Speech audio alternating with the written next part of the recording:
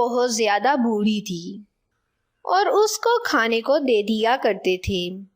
تھی تب روزانہ شکار کر کے تازہ۔ کالو کے 2 چھوٹے اور معصوم بچے بھی تھے۔ تم ایسا کرنا، اس کو جنگل کے پار ندی پر لے آنا۔ تو وہاں کالو کے بچوں کے پر پڑے ہوتے ہیں۔ یہ کہہ کر چیل دوسرے بچے کو بھی مار ڈالتی ہے۔ ظالم چیل۔ ایک جنگل میں ایک چیل رہا کرتی تھی۔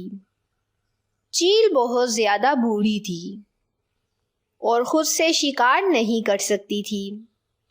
یہی وجہ تھی جنگل کے دوسرے پرندے اس کے آس پاس رہا کرتے تھے اور اس کو کھانے کو دے دیا کرتے تھے۔ چیل کو کھانے میں صرف دانہ ملتا تھا۔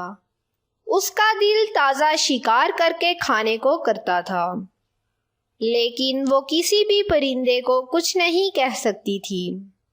میں جب جوان تھی تب روزانہ شکار کر کے تازہ گوشت کھایا کرتی تھی۔ اب میری قسمت میں تازہ اور من پسند کھانا کہاں؟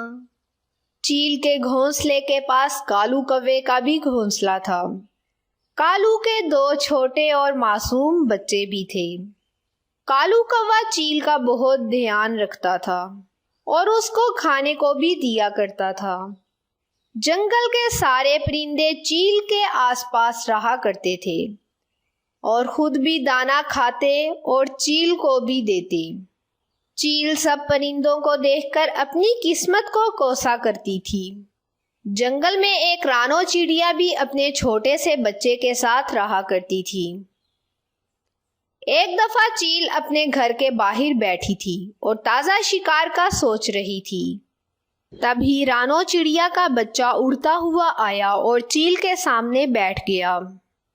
چیل اس کو دیکھ کر بے تاب ہو جاتی ہے اور اس کا شکار کرنے کا سوچتی ہے۔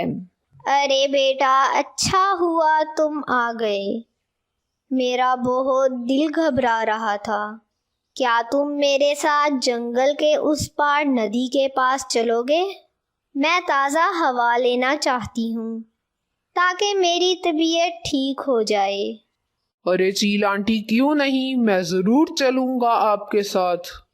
بس میں اپنی ماں کو بتا کر آ جاتا ہوں کہ میں آپ کے ساتھ جا رہا ہوں۔ ارے بیٹا، ہم ابھی تھوڑی دیر میں آ جائیں گے، میری طبیعت ٹھیک ہو جائے گی۔ نہیں چیل آنٹی، میں اپنی مما کو بتائے بنا کہیں نہیں جاتا، میری مما پریشان ہوں گی۔ یہ کہہ کر رانو کا بیٹا وہاں سے اڑ جاتا ہے اور چیل کا تازہ شکار کا خواب ٹوٹ جاتا ہے۔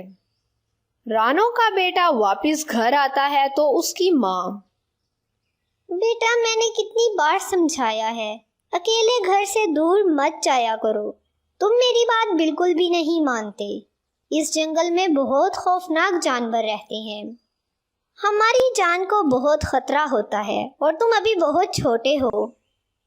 آج چیل آنٹی کی طبیعت ٹھیک نہیں تھی اور وہ مجھے اپنے ساتھ جنگل کے دوسری طرف ندی کے پاس لے کر جانا چاہتی تھی۔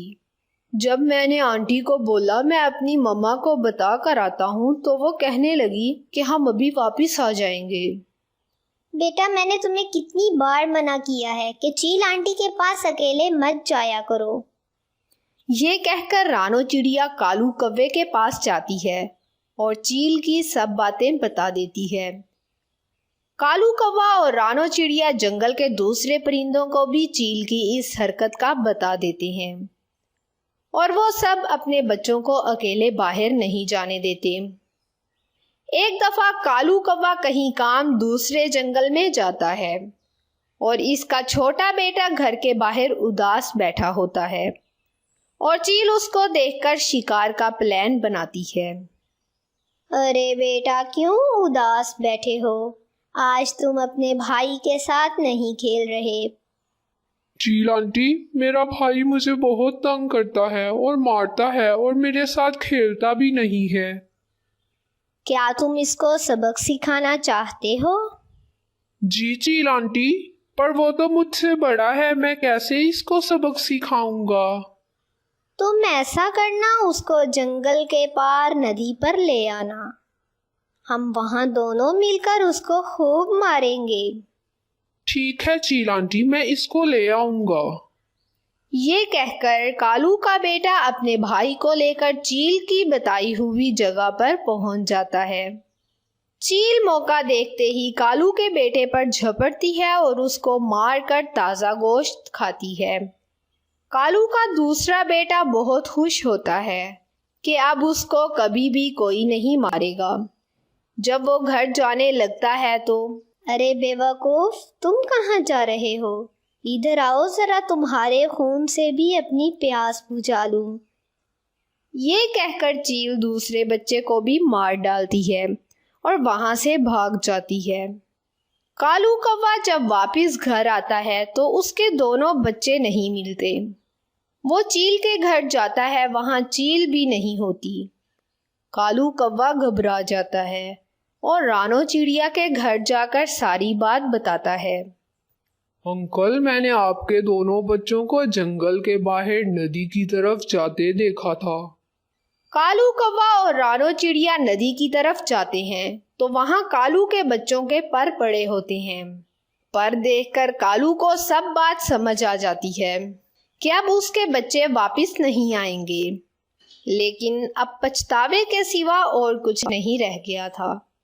تو اس کہانی سے ہمیں یہ سبق ملتا ہے کہ ہمیں بڑوں کی بات ماننی چاہیے۔